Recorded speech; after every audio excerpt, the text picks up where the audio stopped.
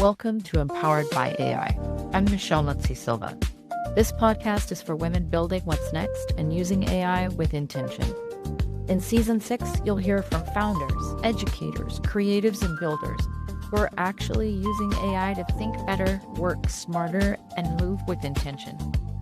We're learning from conversations about readiness, literacy, and taking action, because every episode gives you ideas you can use immediately. Let's get into it. Oh, welcome, Ilise. I'm so excited to talk to you today. We are going to get our hands in the mud. I'm looking forward to it. Excellent. Me too, Michelle. Thank you for the invitation. I would love it if you would take a minute and just introduce yourself to everyone so they can get to know you a little bit, get excited about what they're in for today. Absolutely. So for the last almost 38 years, I think it's been now, I have been teaching creatives and solopreneurs how to get better clients with bigger budgets. My business is called Marketing Mentor, marketing-mentor.com. And I do that in many different ways. I've written 7 books. I do a lot of speaking. I do one-on-one coaching. I do small group coaching. And for the last 5 years, I would say, I have distilled everything I've learned into what I call the simplest marketing plan. And it's a framework that basically tells you the 3 things you need to do, the only 3 things you need to do to market your business and get better clients with bigger budgets, as I like to say. And then you can forget about the rest. And so I sell the plan, I sell a program that supports the plan. And I basically my mission is just to help people get out of their own way, essentially, and get the work they want. Yeah, and you talk about a feast or famine cycle and how you want to help them break that. So I'm a solopreneur. I know a lot of women listening are running their own small businesses. So, I mean, especially if we're pivoting later in life, X number of years. Or evolving.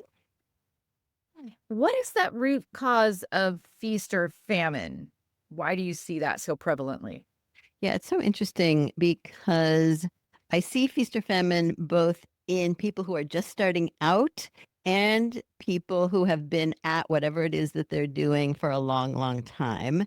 And for the most part, it's because they're getting word of mouth. When I ask people how they market themselves, they say, I get word of mouth, which is not marketing, right? It's essentially taking whatever comes along and hoping things keep coming. And a lot of people have gotten very lucky and have gotten work, and then suddenly everything dries up and they don't know what to do. They don't have any marketing in place. So to me, at the root cause of the feast or famine syndrome is this lack of understanding of a principal concept, essentially, which is that business is about relationships, building relationships, and marketing is about nurturing and cultivating those relationships.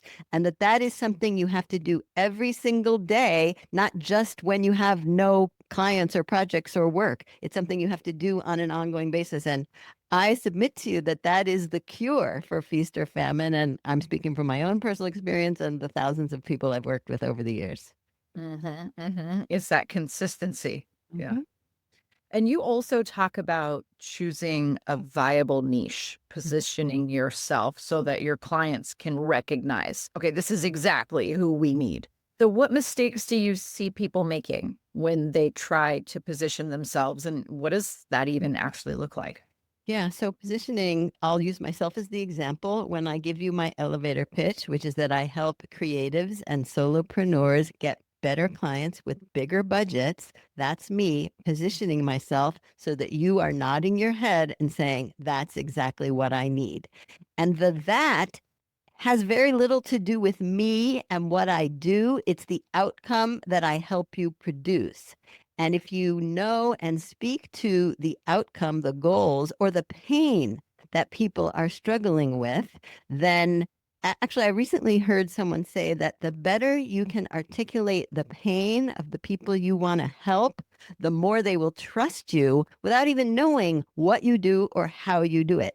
And so this idea of choosing a niche and positioning yourself, the key to it is understanding that self-promotion is actually not about you. Marketing is not about you and what you do. It's about what they need, what they're struggling with, what you can do for them and help them achieve. And most people, I don't think we're wired that way. So you have to kind of rewire your brain to always be thinking and putting yourself in the shoes of the people that you want to help.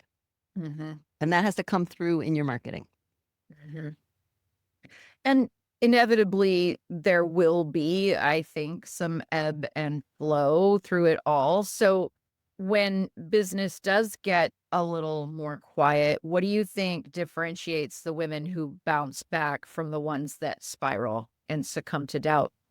Yeah, the ones who bounce back don't stop. There's nothing to bounce back from, actually. You just keep going. You do more. You try different things. If this isn't working, you try something else. If this market is not responding anymore, you try a different market. You just don't let whatever's happening get in your way of your mission, essentially, which I would think has to do with supporting your family and yourself and making a living and succeeding. Mm-hmm. Mm-hmm. And what is your advice for building that consistent content rhythm when motivation maybe wanes a bit? Well, I think the first step actually is not waiting for motivation, not relying on motivation to be the thing or even confidence. It's almost like, one of the things they say about writers who are successful is they just show up at their desk and they write every day, whether they feel like it or not, whether they have an idea or not. It's the same with marketing your business. You just have to keep doing it. You can't worry about perfection. You can't worry about, oh, this isn't good enough. You just keep doing it because truthfully, not hardly anyone is actually paying attention. That's why it's so hard to get their attention. And so when we are perfectionistic and we wait until we've got the perfect thing to put out there, then it's too late. You've lost a lot of time. And so I'm just always advising my clients, like, it's good enough, right? Who cares? Nobody's going to see it. They're not going to remember it, even if it's bad. So just keep going, whether it's creating content or reaching out to people or attending networking events or trying new things. You just have to not stop. Mm-hmm. And I know that not stopping takes a lot of energy, takes a lot of commitment, a lot of cognitive load. So you have this me first philosophy. And I want you to tell us a little bit about that because I want to have you tease out for everyone why is putting ourselves first such a requirement for that stability and that client flow that you're talking about. Yes. And women, especially, are notorious for not putting themselves first, right? For putting everyone else first. And so already it's difficult. But I want to distinguish what I'm about to say also from what I said before, which is the self-centeredness that it's the mistake most people make when they're doing their marketing. Being self-centered is not the same as me first. Me first means I need to take care of myself first. I need to take care of my business. I like to say that if you take care of your business will take care of you. And that really works. But that means you have to focus on what you need to do for yourself in order to set the strongest foundation possible so that you can build what I also like to say is a business that you can depend on and help the people that you want to help. And so the thing you have to do is basically, I recommend doing it first thing in the morning, early in the week, right? Like, don't make it like the first thing that you do. So you get it out of the way and it's done and it doesn't get pushed to the bottom of your pile. And I think that will help people really stay in touch with themselves. Mm-hmm. And I know that that's such a vital part of us using our best self to be the brand that we want to be. And you wrote about this recently. You emphasized using your real self to attract those perfect fit clients. So what is showing your voice, your true self? What does that actually mean in practice for you? Yeah, and this is especially important now with the rise of AI. right? Because AI tends to create what I've heard called the same old problem, or the sameness problem, where everything kind of starts to sound the same. And so, really, more than anything, you have to bring your voice and yourself through your own marketing. And there are a couple ways of thinking about this. One is, if what you say, for example, on your website or on your LinkedIn profile could be said by anyone else just as easily, then it's probably not you and your voice coming through. You have to figure out, or ask your people, right? The people who know you best. What is it about me that makes me me? You probably don't know it yourself.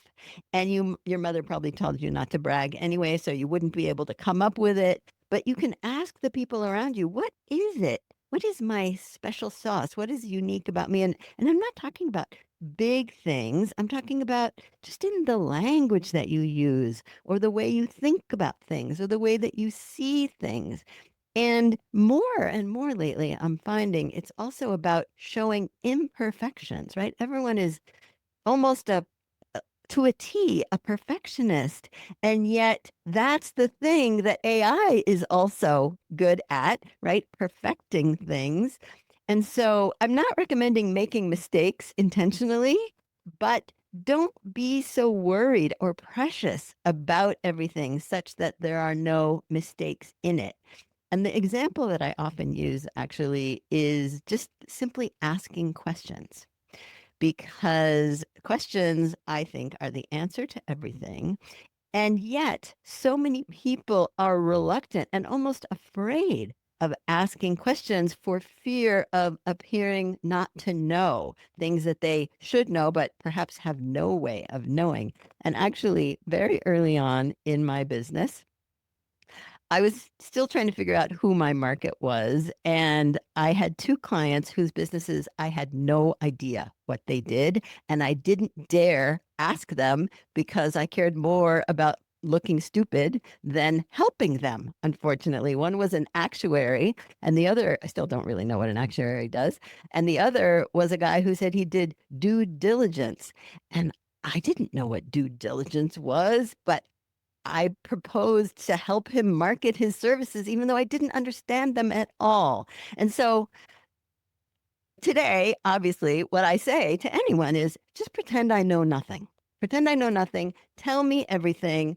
And then I'm going to ask some stupid questions. And so that's just an example of me being me. So, what are those things about you, even, Michelle? I wonder that you can bring through in your marketing. I'm absolutely happy to be wrong all the time.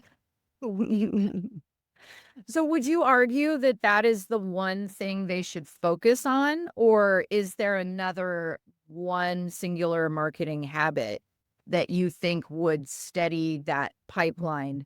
What do you think it should be? I'm going to say 2 things, because let me give you the 3 things in the simplest marketing plan first, and then tell you how I distill it. Because what I've come up with basically is a plan where you do what I call targeted outreach, which is reaching out to you, choosing the people you want to work with and reaching directly out to them more than once, because you got to get their attention first. But basically, very genuinely, authentically saying, I love what you're doing. I think I can help. I have some ideas for you. Can we chat? And timing is everything when it comes to marketing. So they may not respond the first time, but you have to keep in touch. And then the way you keep in touch, which is with the marketing tool number 2, which is content marketing, high quality content marketing that speaks to their needs. And so that could be on LinkedIn, it could be a blog, it could be a podcast, it could be video. There's so many ways to do content marketing. And then the third tool is what I call strategic networking, which is knowing where your people go and meeting them, ideally in person, in real life, because that's how you make an actual impression. It's really hard to do online. It's possible, but it's hard to do. And then you stay in touch with them with your content. If I were to say do one thing or 2 things, I would say do a newsletter monthly, ideally, if possible. But if you can't do it monthly, do it bi-monthly or quarterly as a minimum. But stay top of mind. That is the only way you can stay top of mind, is to get in front of them with content, right? Useful content, which is about showing that you know what they need. So they say, oh my God, this person really understands me. They get me. This is exactly who I need. And little by little, trust develops so that when they're in their moment of need, they say, oh, I know who can help us. And they go fish your newsletter out of their inbox when you thought no one was looking at it. I call that newsletter magic. So that's Yeah. one tool, the newsletter. And then the other thing I would do is just commenting on LinkedIn. Commenting is one of the best ways to develop relationships and also gain visibility. I'm not talking about posting. You can post, but I think commenting actually is much more effective than posting. Interesting.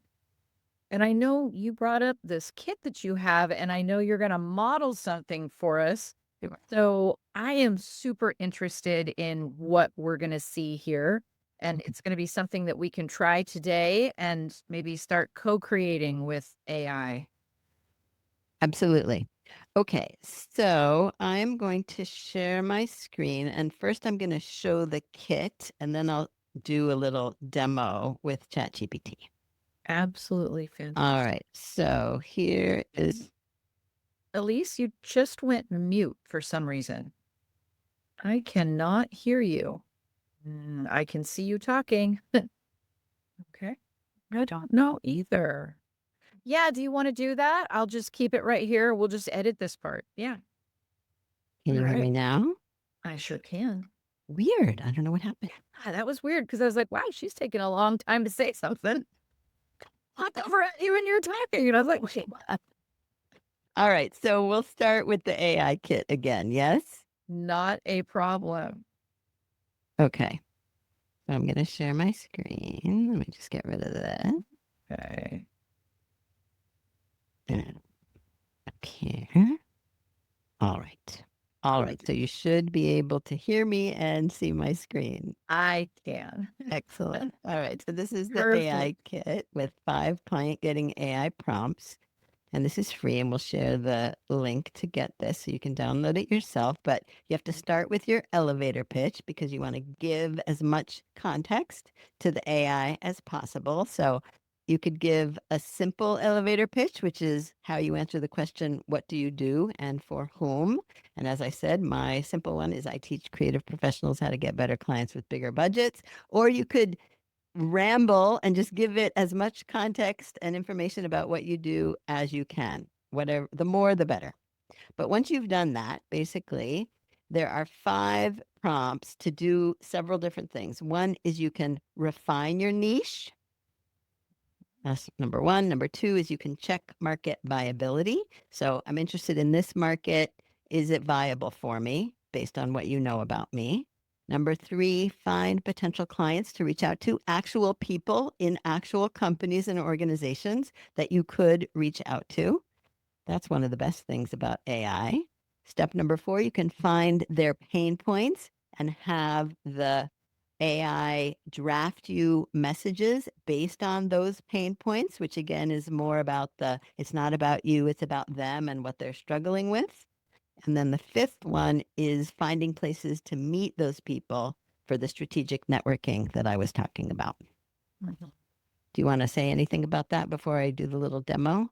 I absolutely love this. I'm super interested. Have you found that it is accurate when you're asking it to find you actual people? Oh, yes. Was a Definitely. concern. Yeah, no, it used to hallucinate at the beginning, maybe a year or so ago, but not anymore. Now they're real people. Interesting. All right, so let me show you. Okay. I have a thread that I pulled up from a different talk that I gave. So I'm just going to walk you through the thread. All right. Share my screen again. Here it is. Okay, so you should be able to see a very dark screened ChatGPT.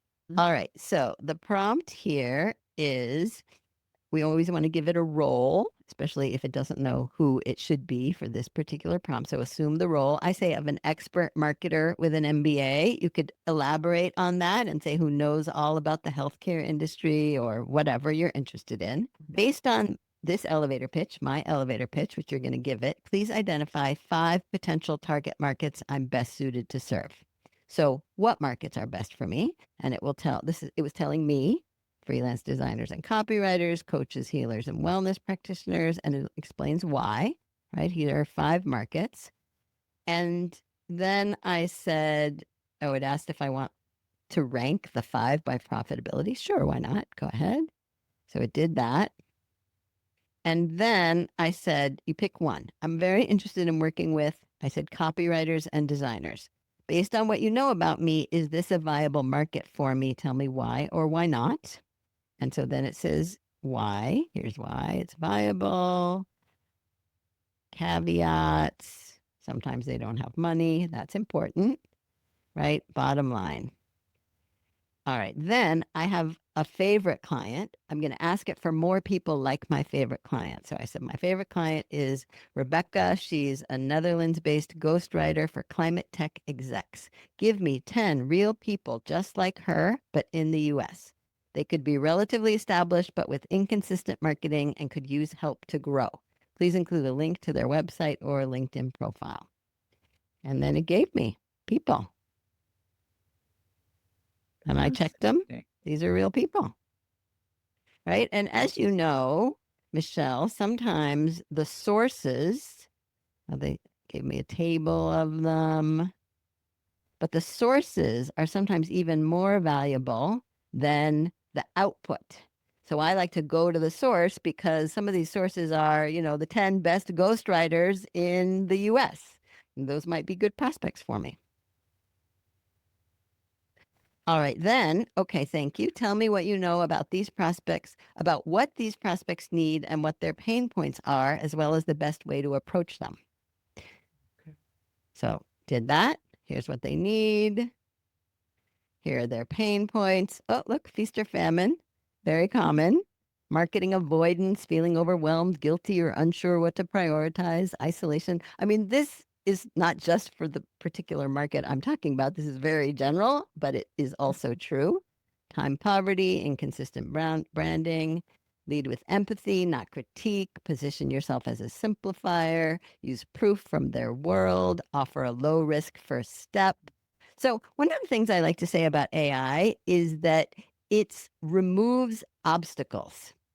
Whenever you come across an obstacle in your marketing, use AI, because then you can't say, oh, I couldn't think of anything, or, oh, I couldn't find the right people. Right. That is how I really like to use it. If if you have a directory of prospects that you know are your ideal clients, then use that. You don't need ChatGPT for that. If you have the information and know what to do, use it. But if you get stuck, I like to use AI for that. Mm-hmm. Mm-hmm. Yeah, the barriers are removed. Exactly. So much more so than they ever have been in the past. Exactly. There's no excuse anymore.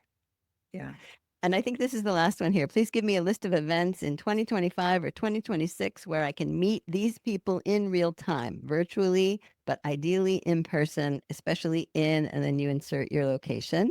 And so then I got a list of events that I could attend. I think I asked for questions also. Give me 5 questions to ask to learn more about how they market their businesses and what their pain points are, right? Because I know that you get this list of events. Yeah, but what am I going to say? They're not going to want me there. Like, this just anticipates all of the problems that someone could bring to this process. So that's my little demo. Now, I'm thinking of something interesting as well. So if you have this and you are inclined to, all of those events might need speakers as well. Mm-hmm. Good point. Absolutely. So you could be a speaker at that event and they really get to know you. Exactly. Yes, for sure. Oh, yeah. Okay. Oh, that's fascinating. I love it. Thank you so much for sharing that. You can see how it just kind of, when you watch it, you're seeing it in action. It just spurs so many ideas. Makes me Yeah, want to I go hope try so. that right. Good. That's exactly what I want. Oh, Elise, thank you so much for joining us. When somebody is watching this and they're having the exact same feeling I'm having right now, where are they going to connect with you? So you can find me on LinkedIn. My name is very unusual. I'm the only Ilise I know. So with an Ilise Benun. You can go to marketing-mentor.com. Don't forget the hyphen. That's where you can sign up for my quick tips. I send out tips every other week. And I have a YouTube channel. I have a podcast of my own, the Marketing Mentor Podcast. And you can also download the free AI kit. So plenty of free resources.